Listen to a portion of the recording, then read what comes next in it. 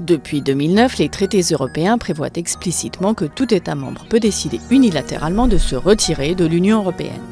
Une fois prise, une décision de quitter l'UE s'ouvre 2 ans de négociations extensibles pendant lesquelles l'État concerné et l'Union doivent définir les termes de leur nouvelle relation.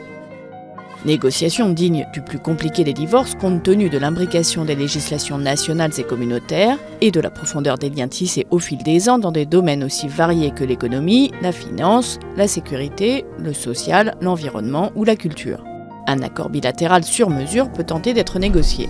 Le pays sur le départ peut aussi demander à rejoindre un espace déjà existant entretenant des relations privilégiées avec l'UE, comme l'espace économique européen qui garantit à l'Islande, à la Norvège et au Liechtenstein la libre circulation des personnes, biens et services au sein du marché unique européen, avec peu de droits de regard sur la législation communautaire à respecter en contrepartie.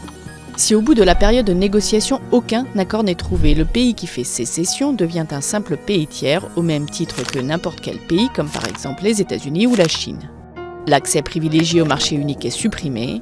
Fini aussi les droits spécifiques en matière de retraite, résidence, travail, vote, conférés aux ressortissants de l'État en question dans les autres pays de l'UE, et vice-versa.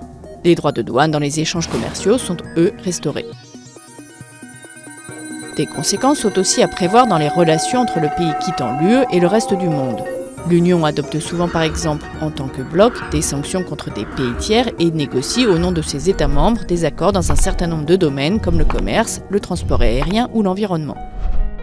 Casse-tête donc en perspective, d'autant que l'Union européenne n'a jusqu'ici connu que des élargissements.